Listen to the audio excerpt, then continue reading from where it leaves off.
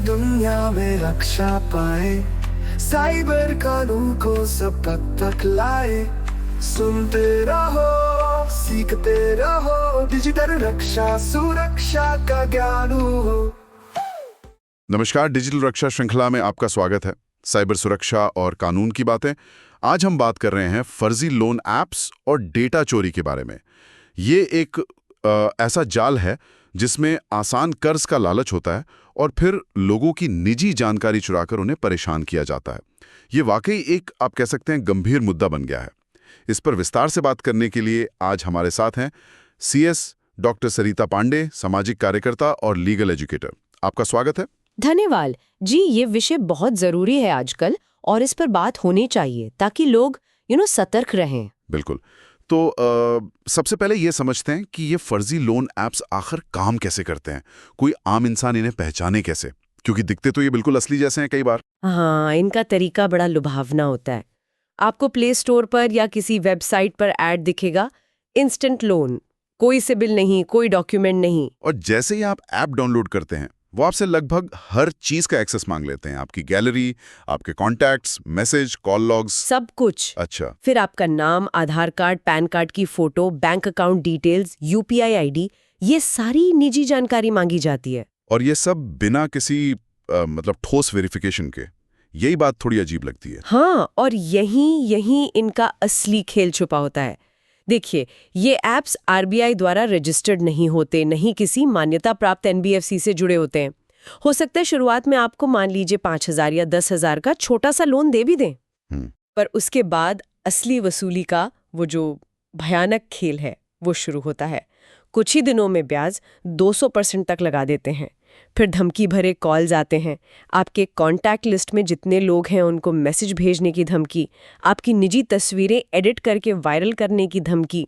ये सब आम है इनके लिए। बाप रे, ये तो सिर्फ पैसों की धोखाधड़ी नहीं रही है, तो सीधा सीधा मानसिक उत्पीड़न है। तो जब कोई इन ऐप्स को अपने फोन के डेटा का एक्सेस दे देता है, जैसे कॉन्टैक्ट्स या गैलरी, तो उस डेटा का गलत इस्तेमाल मतलब किस हद तक जा सकता है? देखिए, ये एक्सेस देना ऐसा है जैसे आपने अपनी निजी दुनिया की चाबी किसी अजनबी को दे दी। दुरुपयोग के तरीके बहुत खतरनाक हो सकते हैं। वो आपके दोस्तों को, रिश्तेदारों को आपके कॉन्टैक्ट लिस्ट से नंबर निकालकर उन्हें अपमानजनक मैसेज भेज सकते हैं। ओह। गैलरी से आपकी निजी तस्वीरें निकालकर उन्हें मॉर्फ करके, एडिट करके आपको ब्लैकमेल किया जा सकता है, पैसे मांगे जा सकते हैं, आपके कॉल्स, आपके मैसेज तक रिकॉर्ड किए जा सकते हैं। तो ये एक तरह का, आप समझिए, डिजिटल अपहरण जैसा है, जहां आपकी इज्जत, आपकी प्राइवेसी दांव पर लगा दी जाती है। इससे बचा कैसे जाए फिर? अपने डेटा को सुरक्षित रखने के लिए क्या क्या सावधानियां बरतनी चाहिए, क्योंकि ये ऐप्स तो हर जगह दिख रहे हैं आजकल। हाँ, बचाव के लिए सबसे जरूरी है, मैं कहूंगी, जागरूकता और थोड़ी सी तकनीक की समझ। कोई भी ऐप डाउनलोड करने से पहले देखिए कि उसका डेवलपर कौन है, लोगों ने रिव्यूज क्या दिए हैं। अगर कोई ऐप साइज में बहुत छोटा है, जैसे 100 MB से भी कम, पर परमिशन बहुत सारी मांग रहा है, गैलरी, कॉन्टैक्ट्स, माइक, लोकेशन, तो शक करना लाजमी है। सही बात है। और सबसे जरूरी, अपने फोन की सेटिंग्स में जाकर ऐप परमिशंस को ध्यान से मैनेज करें। अलाउ ऑल द टाइम कभी ना रखें। बेहतर है आस्क एवरी टाइम या allow only while using the app पर सेट करें। ये एक बहुत अहम कदम है। हाँ, ये परमिशन सेटिंग्स वाला पॉइंट वाकई बहुत महत्वपूर्ण है। और वित्तीय जानकारी जैसे बैंक डिटेल्स या पैन? देखिए, बैंक डिटेल्स, पैन कार्ड, आधार जैसे संवेदनशील जानकारी सिर्फ और सिर्फ भरोसेमंद, जाने माने और RBI द्वारा मान्यता प्राप्त वित्तीय संस्थानों के ऑफिशियल ऐप्स पर ही दें। किसी भी अनजान लिंक पर क्लिक ना करें, खासकर जो WhatsApp पर लोन ऑफर बनकर आते हैं।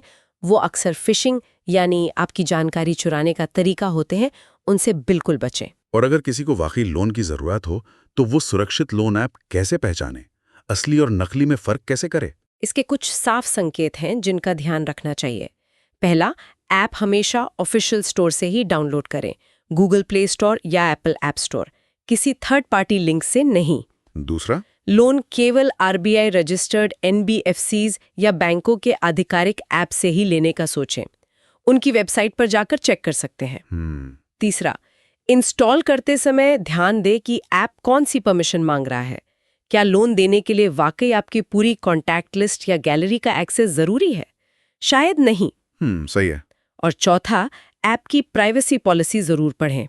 थोड़ा समय लगेगा, पर इससे पता चलेगा कि वो आपके डेटा का क्या करने वाले हैं। समझ गया। लेकिन मान लीजिए सारी सावधानी के बावजूद कोई इस जाल में फंसी गया, ऐसा हो जाता है कई बार, तब उसे फौरन क्या कदम उठाने चाहिए? शिकायत कहाँ करनी चाहिए? अगर ऐसा हो जाए तो सबसे पहले घबराना नहीं है, शांत रहकर तुरंत एक्शन लेना है। पहला काम, उस फर्जी ऐप को फौरन अपने फोन से अनइंस्टॉल करें। दूसरा, जितने भी सबूत हैं, धमकी भरे मैसेज के स्क्रीनशॉट्स, कॉल रिकॉर्डिंग अगर हो, ट्रांजैक्शन डिटेल्स, सब संभाल कर रखें, ये बहुत काम आएंगे। ठीक है। तीसरा, भारत सरकार का राष्ट्रीय साइबर अपराध रिपोर्टिंग पोर्टल है cybercrime.gov.in। उस पर ऑनलाइन शिकायत दर्ज करें या फिर हेल्पलाइन नंबर 1930 पर कॉल करके भी शिकायत कर सकते हैं। चौथा, जिस ऐप स्टोर से ऐप डाउनलोड किया था वहां जाकर उस ऐप को धोखाधड़ी के लिए रिपोर्ट करें ताकि उसे हटाया जा सके और दूसरे लोग बच सकें। और शायद सबसे जरूरी बात यह है कि इसमें किसी तरह की शर्मिंदगी महसूस ना करें, है ना? बिल्कुल, शिकार आप बने हैं, गलती आपकी नहीं, अपराधी वो हैं। चुप रहने से सिर्फ उनका हौसला बढ़ता है। शिकायत करना आपका अधिकार है और ये दूसरों को ऐसे फ्रॉड से बचाने का एक तरीका भी है। ये जानकारी वाकई बहुत महत्वपूर्ण है और मुझे लगता है इससे काफी लोगों को मदद मिलेगी। सार यही है कि डिजिटल दुनिया में, खासकर जब पैसों का मामला हो, तो बहुत ज्यादा सावधानी बरतनी होगी। हर चमकदार ऑफर, जैसा आपने कहा, सोना नहीं होता। बिल्कुल सही कहा। अंत में बस इतना ही कहना चाहूंगी कि याद रखें, जो चीज़ बहुत ज़्यादा आसान या मुफ्त लगे, अक्सर उसकी एक छुपी हुई बड़ी कीमत होती है। जल्दबाजी या लालच में आकर अपनी सुरक्षा और अपनी इज्जत को दांव पर ना लगाएं। इस महत्वपूर्ण जानकारी और मार्गदर्शन के लिए आपका बहुत बहुत धन्यवाद।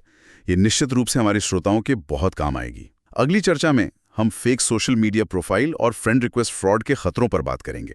तब तक सभी सतर्क रहें, जागरूक रहें और हाँ, इस जानकारी को दूसरों तक भी जरूर पहुंचाएं।